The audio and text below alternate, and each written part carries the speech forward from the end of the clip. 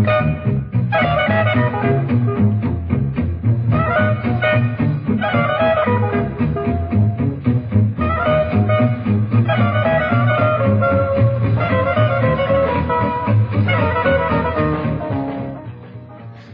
and welcome everybody. We are going to start today's new opening line, new Gambit, which we call the Urusov Gambit. But before, I would like just to give you a short introduction. When after e4 and e5, you would like to avoid all kind of a Petrov defense, which could happen after knight f3, when your opponent answered knight f6 and you don't know exactly how to react on that opening, you may start with the move bishop c4 instead of knight f3. The bishop c4 move directly exposes the most weakest spot in black's position, the f7 pawn.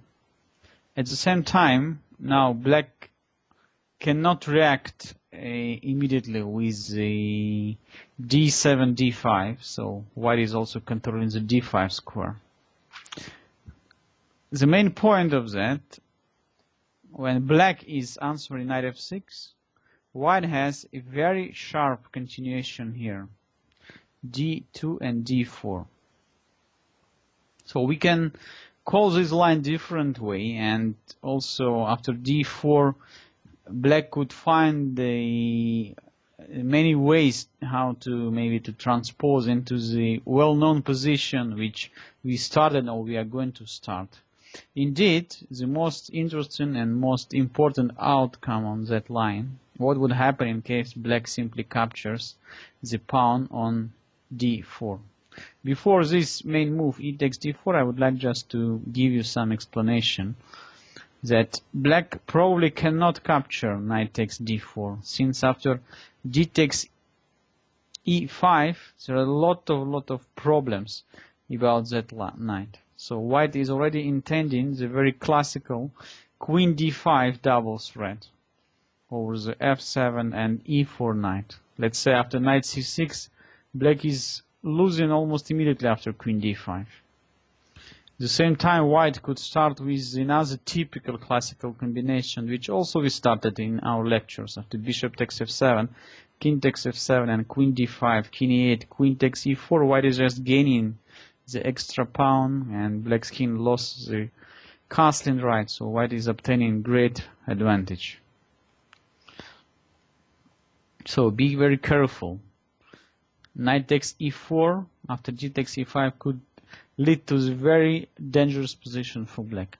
Probably here one of the best reaction is just to play knight c5, trying to cover the e6 square in case of queen d5. Indeed, white is obtaining quite serious positional pressure.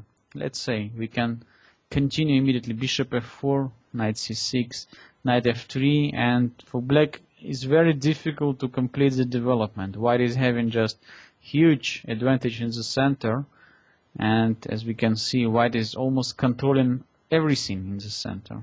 So in case black is trying to get rid of white's pressure after d6, always this would lead to the situation when black's pawn on d6 become isolated, and white is also in all these lines keeping quite serious advantage. So that's why knight takes e4 move cannot be recommended. Also, it's quite dangerous for black to play move like d6. After d takes e5, d takes e5, once again we are coming with the classical combination. So white is not captured on d8 immediately after queen takes d8 and king takes d8, bishop takes f7, black is having knight takes e4 move. So black is not going to lose in any material, but remember that queen on d8 has been protected by only king. So we just, with a simple distraction, bishop takes f7, king takes f7, and queen takes d8, white is obtaining quite nice position bishop b4 check. It's only chance for black to win back the material after queen d2. Only move. Bishop takes d2 and knight takes d2. Quite similar to combination which we also study in the Danish Gambit series and Evans Gambit series. White is gaining not just extra pawn but also quite serious positional advantage, because e5 pawn is weak in many situations, and of course white is clearly better. So move like in this position, like knight c6, also cannot be recommended. So because also white could push d4, d5, taking more space. Also we can consider move like a d takes e5. Indeed, knight c6 is quite playable continuation. Anyway, let's see what would happen in case of e takes d4, which more or less leads to the similar position which we studied from the Scotch Gambit or from the Evans Gambit or from the Danish Gambit. So white moves the d pawn, opens the diagonal for the dark square bishop, so black accepted this pawn sacrifice, and now white cannot move the e pawn immediately, which is a very usual and standard way in many situations. Here it's not so great move because black always has counter-attacking move d7, d5, and white is getting almost nothing after e takes f6 and d takes c4. Queen e2 check, bishop e6. Black is not gaining strong pawns in the center, but white almost forced to capture on g7, and after bishop takes g7, look, black has all his pieces into the game. The bishop are greatly looking towards the d4 and c4 pawns, and also keeping eye over the white queen side. So with the next move, black is bringing the knight to the center. So white, instead trying to attack, just going into the very difficult defense. And don't forget that black is having also the pawn up. So we cannot play e45 immediately. And here is coming the great idea, which was discovered already, of course, more than 100 years ago by the Russian aristocrat Urusov, who played in this position knight f3. Later on, the first historical game which was played with that line, with that sacrifice of the pawn on e4, it was between the Hermann Kejdansky and Emanuel Lasker, of course, the Second World War champion. This game happened in Berlin Simultaneous Exhibition in 1891, so more than 120 years ago almost. So what is the main point of this position? What is this sacrifice? After knight takes e4, black is gaining the extra pawn, but white immediately plays queen takes d4, developing one more piece and also attacking black's knight on f6. Look, at this situation, white already has 3 pieces in the game, so because black's knight almost forced to go away from e4, so white is gaining extra tempi, trying to develop the strong pressure over the center squares to finish rapidly the development of all pieces and then start attacking. I would like to tell you that this Urusov Gambit line become one of the most popular opening which were playing between in the start of the last century, in the early age of this last century, and very typical mating sacrifices on the king's side, fast development. So white usually is playing long castle, rook comes to e1. So white is having open files, open diagonals for all pieces, and great development. Of course, many Many players are very happy to play such a situation, and black found a lot of troubles to obtain some normal defense in this opening line. I would like just to give you some example what could happen when black is not playing the right way in this Urusov Gambit. So, first of all, we have to decide where to move the knight. So definitely most natural square is f6, and according to the theory this is the best move. But let's say what would happen in case of knight d6. Black is attacking white's bishop on c4. Of course, white is not going to play bishop b3. When you have such a great positional advantage as a development, you have to try immediately to make short castling and to get your rook over the open file where black's king is situated in the center. So, most natural move, of course, short castling. So what would happen now? After knight takes c4, of course, black is trying to follow the plan. Rook e1 check and bishop e7. White plays not queen takes c4, but queen takes g7. Continues the attack. Force black to play rook f8, and now look what is the dramatic situation. After bishop h6, black absolutely cannot stop queen takes f8 with a decisive mating threat. So the bishop on e7 is pinned, so black's position is completely lost. So hopeless after just 9 moves. Knight c6, queen takes f8, d5, queen takes f7, queen takes f8 of course, and then queen takes f7. The game is over. So, instead of playing knight takes c4, black could try playing knight f5. But look how many moves already black plays with its knight. Definitely white could play rook e1 check, but what about this queen d5? Intending checkmate on f7 and intending also black's knight on f5. After queen f6 and bishop g5, black already in very tough position. We just started the game, this game almost finished. The threat is rook e1, the threat is bishop takes f6, so black's queen cannot reach the e file because white just pins rook e1 and the game is over.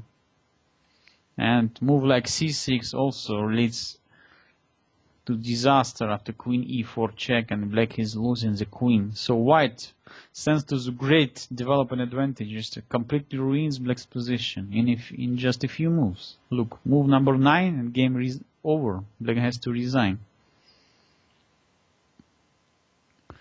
Let's back. If in position after knight g6 and short castling, black is trying to play knight c6, anyway trying to gain some development. Pay attention that white's queen on d4 has been attacked. White is just simply playing rook e1 check, bishop e7, and once again takes on g7, rook f8, and once again bishop h6. No way to stop queen takes f8, unfortunately.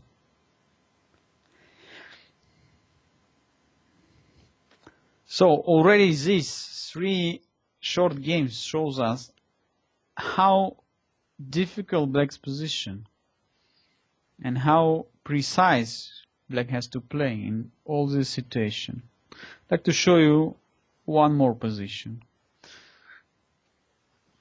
After rook e1 check, black could try play knight e7, but of course this also cannot be recommended. Look, white is having already almost all pieces in the game. Black is only playing with the knights, when rooks and bishops and queen are still on the back rank.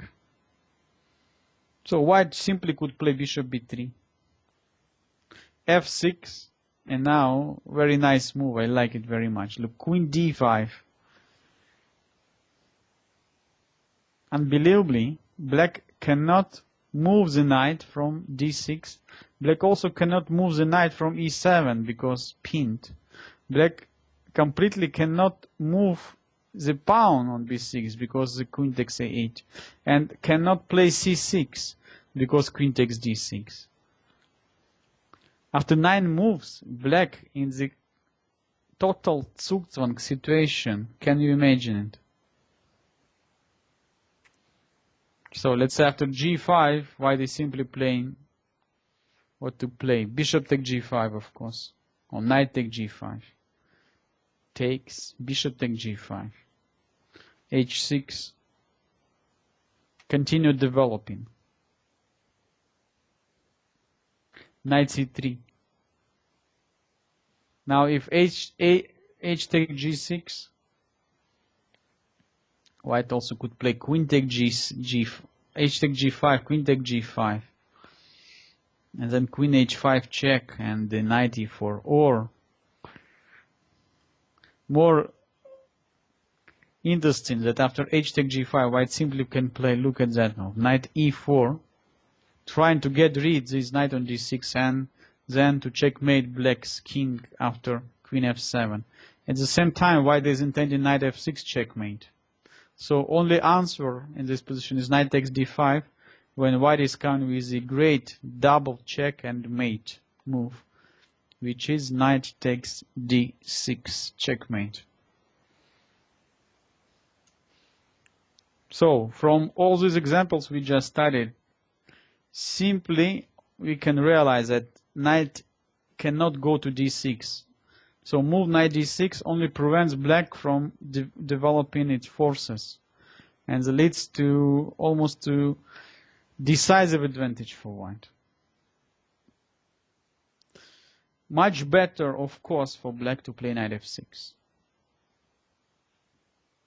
And let's look a few situations, a few options for white after knight f6. So first of all, we don't know yet where we're going to develop our king. Usually, it's better for white to go for the long castling, because at the same time, after long castling, we not only bring in the king to the safe place, but also our rook from a1 becomes very active on d1.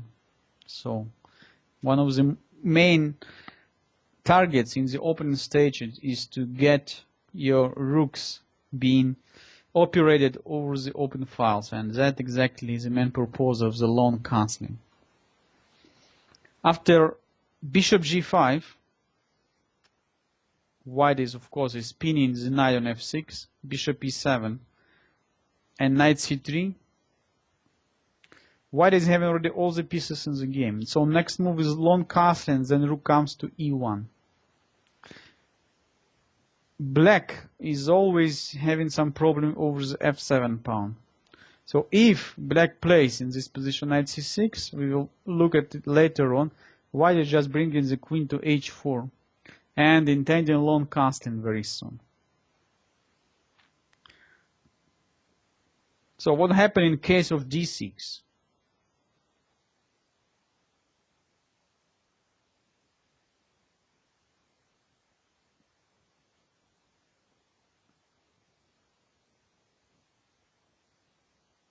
Long castling, short castling, queen h4, same. White is increasing pressure over the f6 and e7 bishop. At the same time, white's queen is looking towards the black's h7 pawn. Black is trying to get rid of this pin, plays h6. Which looks quite nice continuation. Indeed, this move almost leads to the complete disaster. Bishop takes h6. G takes h6. Queen takes h6. So white is destroyed the black's protection on the king side. After knight h7, black is trying to play bishop g5 is the next move. Maybe to exchange pieces and Let's say after bishop g5, knight takes g5, and queen takes g5, we even could destroy the all white's potential by trading the queens. So white has to prevent black from doing that. h4, knight c6. Now put more fire over the h7 knight, bishop d3. Quite easy to realize that move like knight c6 leads to the simple mating final attack. Knight d5. So now black cannot capture knight takes d5 because of course queen h7 checkmate. And move like rook e8 leads to the fourth and well-known mating mechanism. Let's understand how does it work. Can you find it? I will help you. Knight takes f6, bishop takes f6. Now we are not giving the check on h7 because black's king can run away after king f8. So what we're doing, we are playing bishop h7 check. Force black king to go to h8, so everything forced. Now bishop g6 check. So attacking the pawn on f7. King g8. Queen h7 check. Intending queen takes f7 mate next move. So this is our main tactical mechanism. So what exactly we are doing? By the check on h7, intermediate check, we are sending the king to h8, and now by discovery check we are creating the main targets attack, the f7 pawn after king g8 and queen h7. Finally the combination of white pieces are reaching the f7 square, and this leads to the checkmate. Let's look at position after queen h8, queen h4,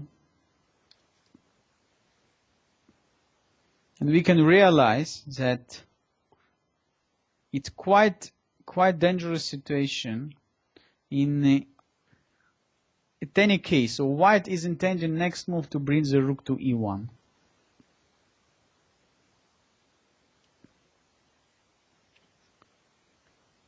Also, white is intending to play bishop d3.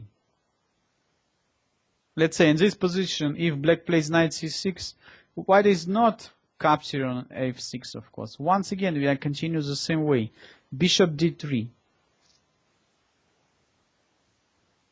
g6 extremely dangerous. After rook e1, white is intending to ruin black's position after rook takes e7, then bishop takes f6, and short after queen h6 and queen g7, the checkmate coming very soon.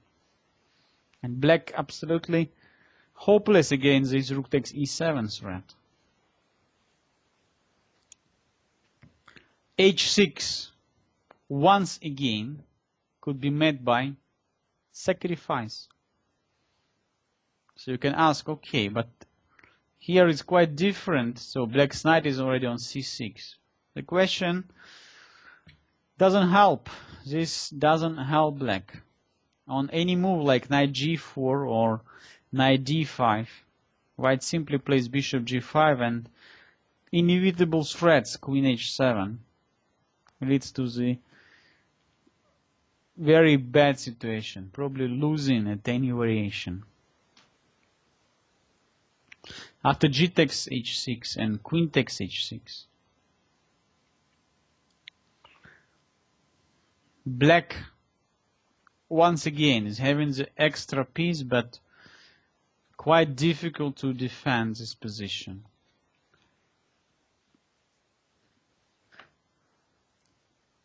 In the game, one of the game happened here, knight b4, but white simply answered with knight g5. So one more piece coming to the attack. White is intending bishop h7, check. White is also intending knight e4, getting rid of the only defender of the h7 square, this knight on f6. Knight takes d3, rook takes g3, bishop f5, rook g3, So the last piece came into the attack. Bishop g6, and white finished the game with a very nice move. Can you find it? I guess it's not a big trouble for you to play in this position knight e6. You already should be quite a strong tactical player after watching my Gambit series lecture. So after knight e6, white is the same time threatening the checkmate, at the same time the g8 queen is under attack. So after f takes e6 and queen takes g6, inevitable checkmate in 2. So already from these first games you can simply realize how dangerous the situation for black. Once again, I would like to show you what happened if black, after bishop takes h6, plays knight g4. This move which trying to counterattack white's queen on h4. What white has to play? Once again, bishop g5. Simple.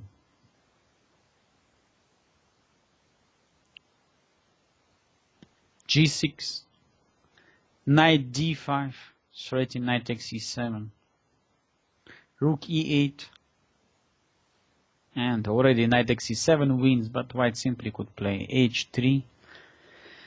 Black has to move the knight somewhere.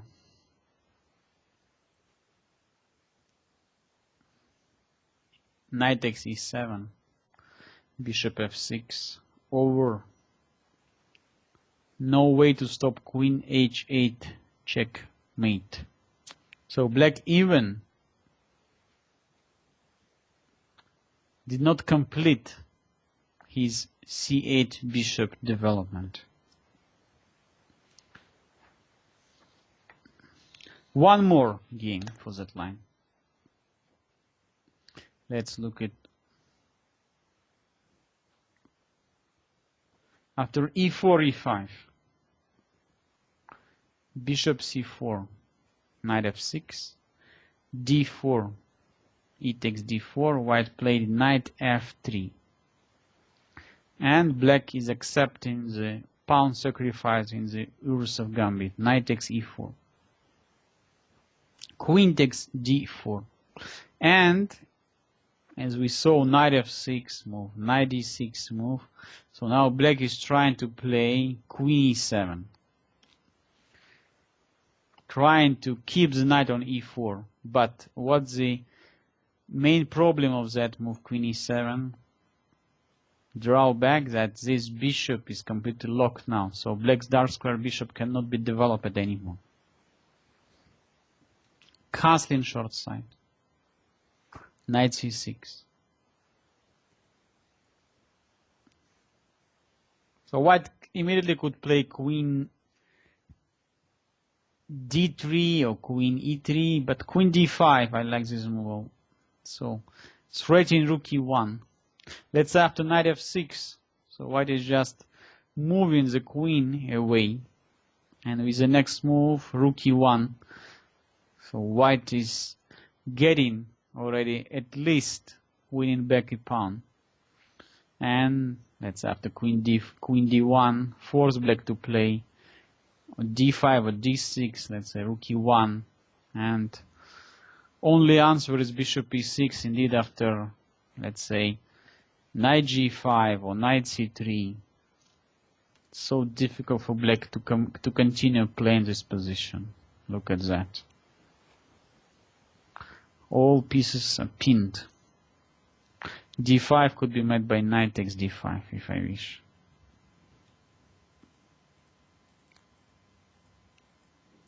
So queen e7 also we cannot recommend.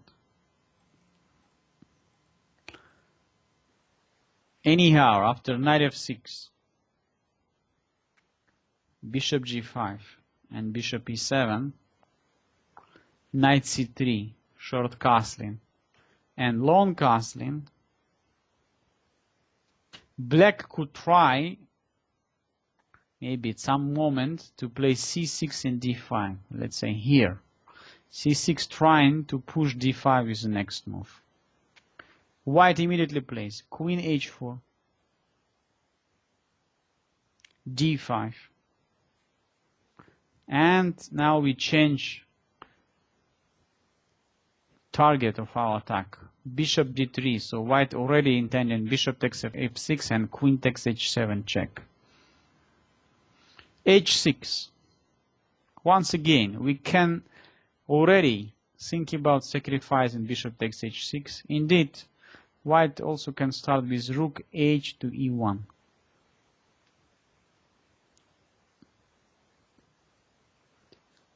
Look what happened in case black is accepting the sacrifice. H take g5, knight take g5. So white is now intending bishop h7 check. Then maybe bishop g6 check, and they get in the f7 square. Bishop e6. Check on h7. King h8, and now the nice shot. Rook takes e6. The point is that after f takes and bishop f5, black's king cannot be saved. Black has to resign. So bishop attacks the king.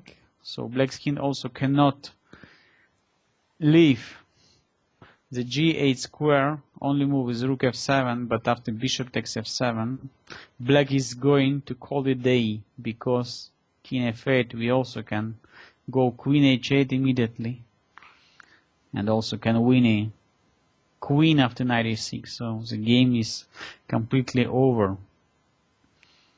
Pay attention to white setup.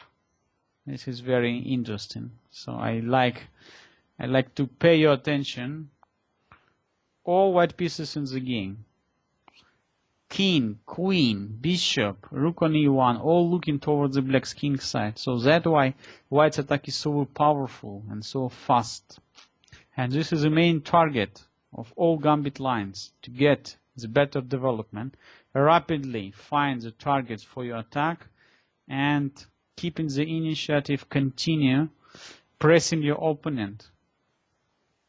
And even with the additional sacrifice to open files and diagonal for your pieces to reach the main target, your opponent's king.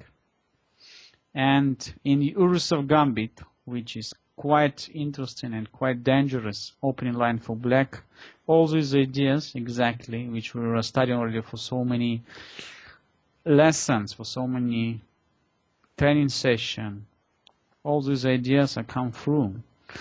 They're coming through in exactly according to the principles we were studying. Fast development, keep the initiative, attack, and you become a winner. Thanks everybody for watching, and we continue next time with the Urusov Gambit part number 2, where I would like to bring you the most famous game which were played with this Gambit line. If you have any question, you can contact me by my website www.chesslessons.wordpress.com.